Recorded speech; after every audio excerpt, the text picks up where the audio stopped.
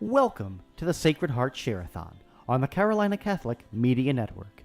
Today, we are live on the air from 6 a.m. to 6 p.m., asking for your financial support and sharing the great work of various ministries, authors, speakers, clergy, and local radio hosts that impact our local Charlotte community.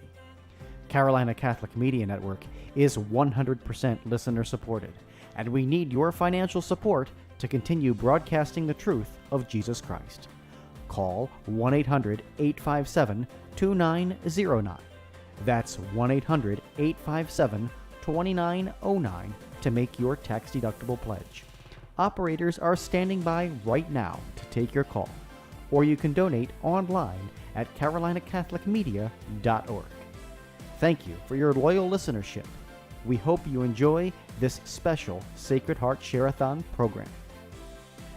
And hello, everybody, and welcome to the Sacred Heart Share-A-Thon here on the Carolina Catholic Media Network. My name is Bill Snyder, and we are finishing up our very first day. We're at our last hour, but don't worry, we still have 24 more hours of programming tomorrow and Friday. So don't forget to tune in to 1270 a.m., and we're also live on Facebook and YouTube. So please check us out. It's been a wonderful first day here for the Sacred Heart Share-A-Thon. I want to give you the numbers to call right now. We need your support. Can't keep programs on the air without your financial support, folks. We've had a lot of awesome local guests. Imagine if this went away. Imagine if you were unable to be driving around the Charlotte area listening to the radio station.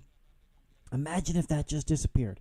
1-800-857-2909.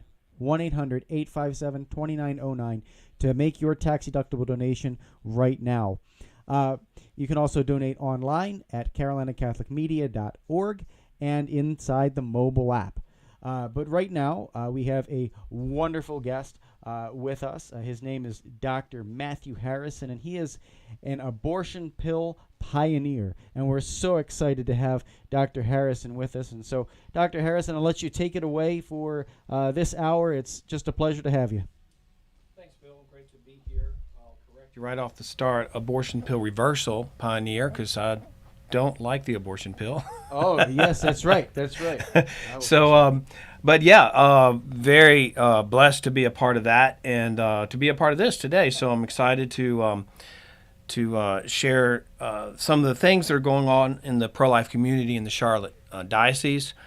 We have a lot going on. We have the Charlotte Healthcare Professionals Network that we've started up about 2 years ago, and we've just gotten permission to become a part of the Catholic Medical Association, which is a national, I guess even international organization. So we're really trying to get more medical folks following Catholic ethics, following Catholic doctrine, so that we can deliver the best health care to our patients. And we're really excited because in about 25 minutes, we're going to have Father Frank Pavone, National Director for Priests for Life, on, and we're going to talk with him about new things that are happening. There's lots of litigation and things coming from the Supreme Court surrounding pro-life issues, so it'll be great to get an update from him. And Father Frank and I go back probably almost 20 years now. I met him in about 2003. He was here for an Operation Save America conference. Concord has really become, in the past 20 years, Concord in Charlotte has become a hub for pro-life activity. This is where Operation Save America, which is an evangelical group of pro-life activists that grew out of Operation Rescue. And then this is also where Love Life was started in the Charlotte area and now is spread all over the nation. And we're actually going to be starting up some chapters in other countries. We have some roots in Ghana where we're going to start that as well. So there's a lot going on in this area. And when Father Pavone came to Charlotte My wife is Catholic, and the director of Operation Save America really didn't have any other Catholic people that he knew, and so he asked if our family would kind of host Father Pavone, and we had a great time getting to know him. He got to know all the kids. He's been a great influence in our life as a family, as a priest, and as a pro-life mentor. And so we really got to know him, and we've been close ever since. And over the course of a couple of years, he started asking me about certain ethical issues regarding medicine and healthcare, and then invited me to be a medical advisor for Priests for Life. So for the past 16, 17 years, I've been a medical advisor for them, and we talk about different ethical issues surrounding abortion, birth control, sterilization, all types of things, end-of-life issues. So it'll be exciting to talk with him about that. And one of the things that he and I have worked together on is the abortion pill reversal. That was a really exciting part that I was able to be a part of. We had a press conference in 2015 where we introduced the abortion pill reversal kit and made that available to providers so they'd have easy access to it. But I thought it'd be interesting just to go over a little bit of the history of that before Father Frank came on, and kind of tell the listeners how that came about.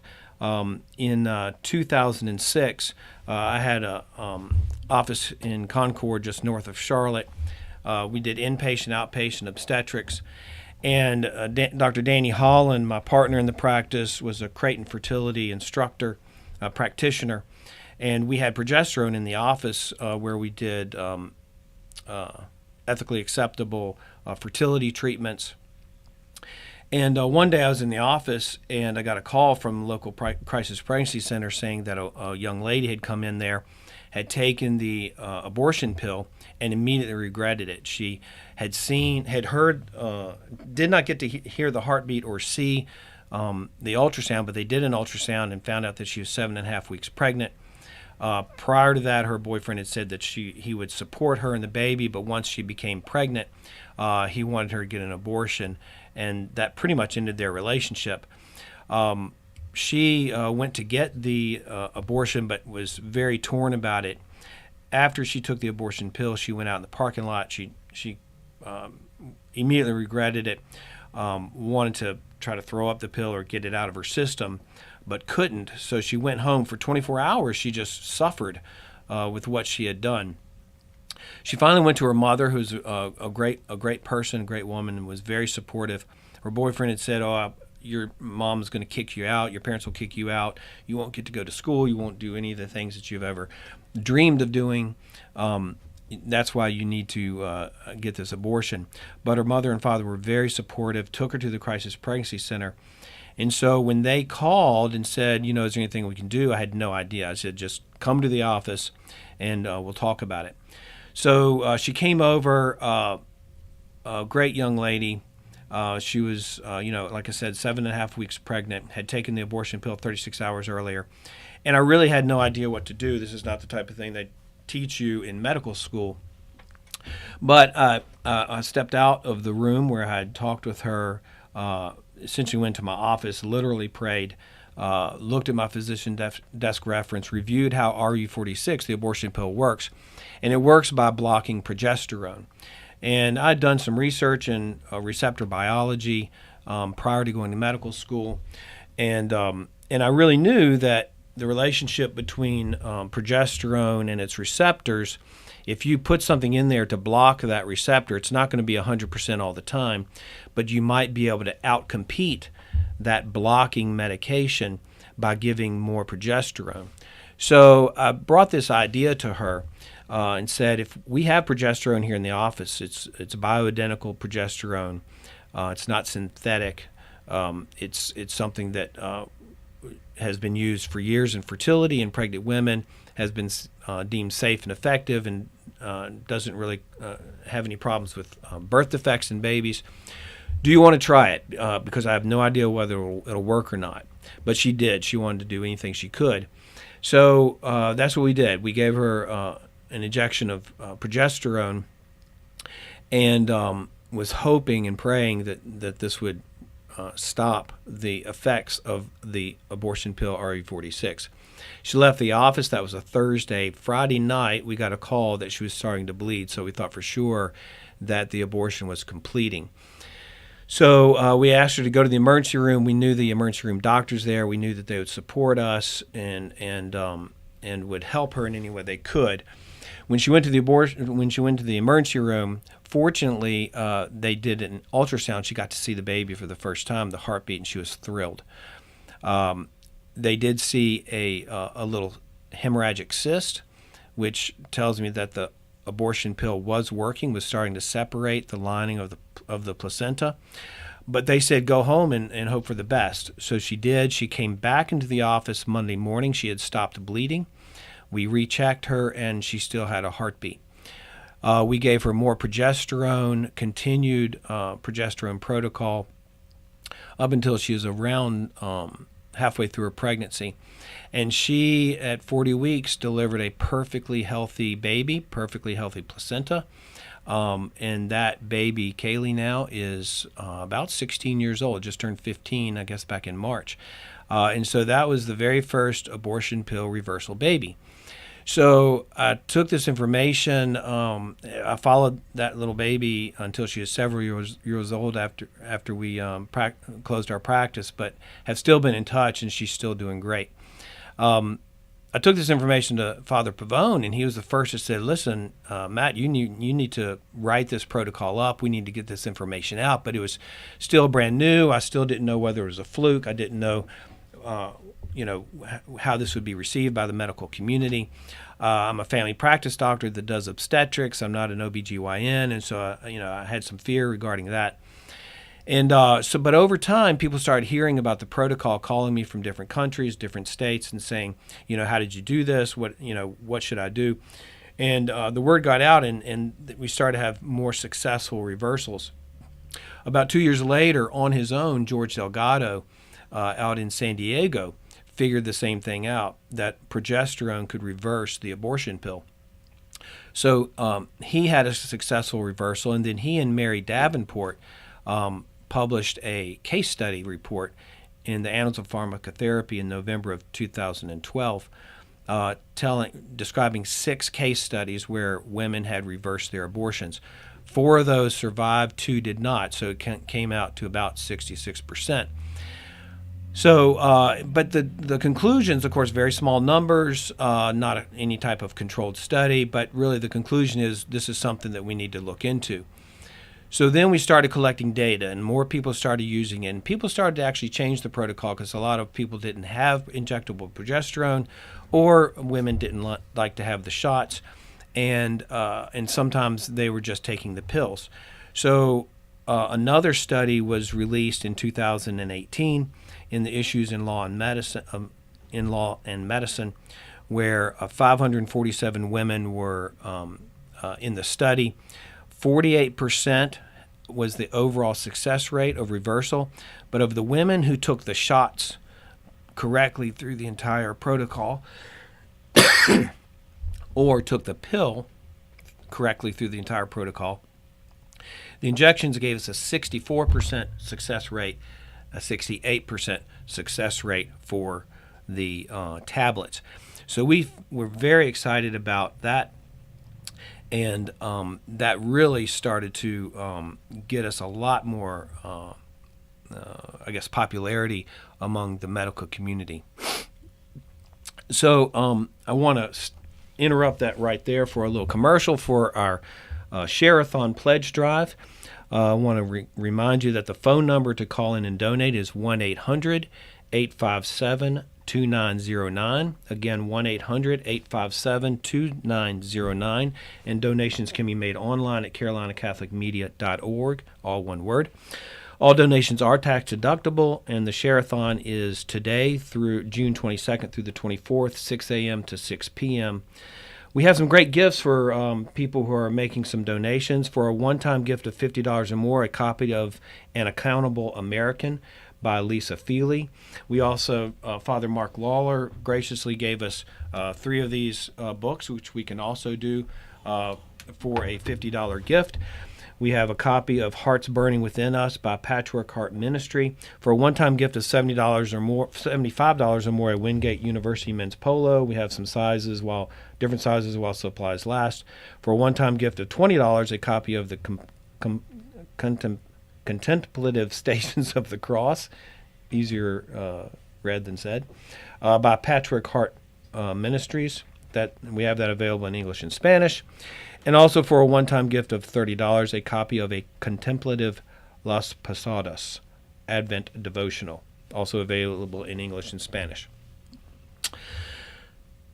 So once we got that information from those studies, Father Pavone was very instrumental in helping to spread the word on this reversal procedure. He did the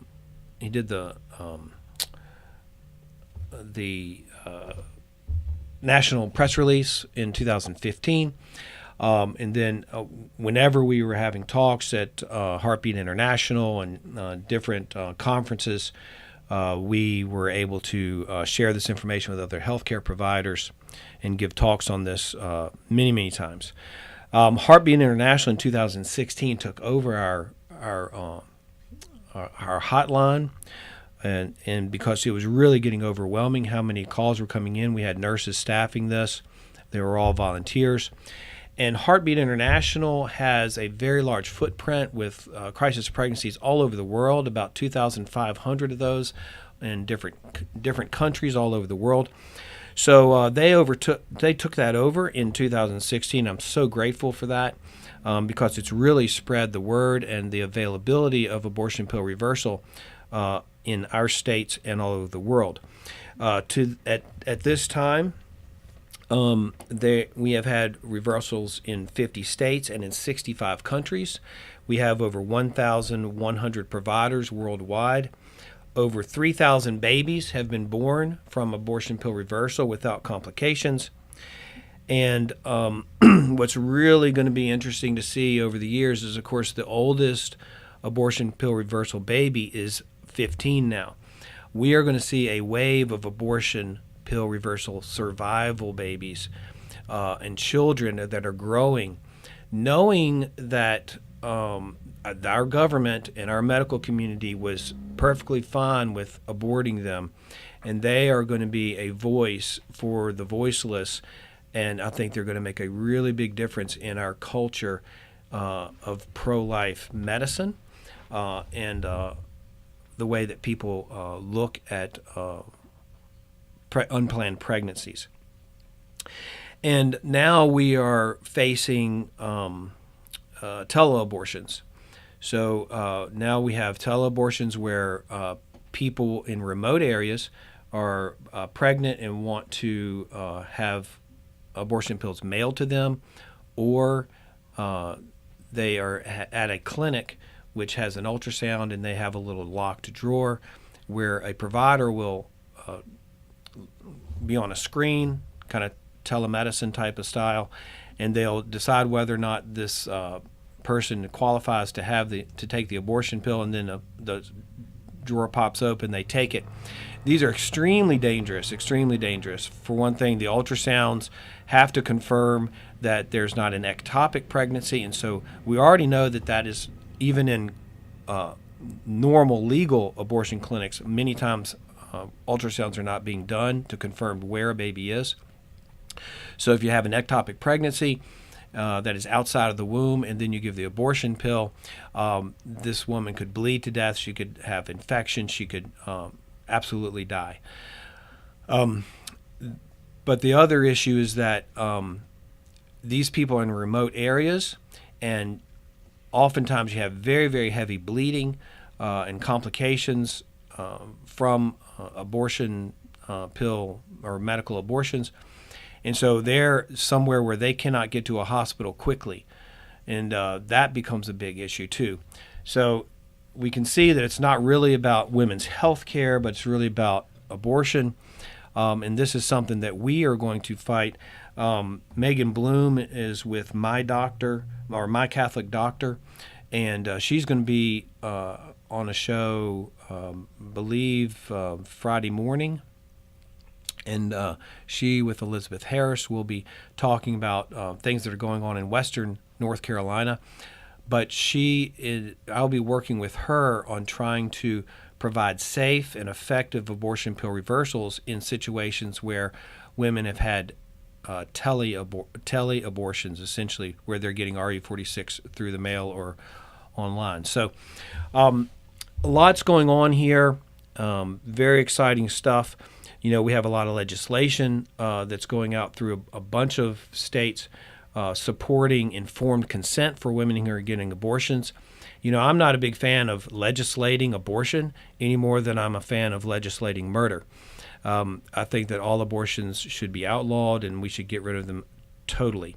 But I am for providing women with information that if they change their mind, they can get access to abortion pill reversal protocol. So there are 13 states: Arizona, Arkansas, Idaho, Indiana, Kentucky, Montana, Nebraska, North Dakota, South Dakota, Oklahoma, Tennessee, Utah, West Virginia. There are other states that are coming on board with abortion pill reversal consent laws, so that when an abortion provider gives women the abortion pill, they also have to tell them that if they change their mind, they can contact our 1-800 number, or it's actually an 877 number, 877-558-0333, or abortionpillreversal.com. We also have abortionpillrescue.com.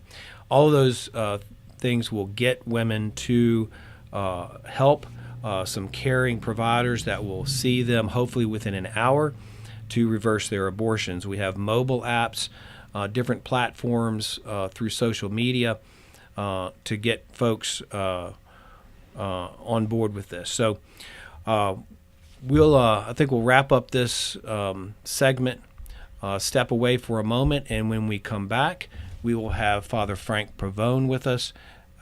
Thanks for tuning in.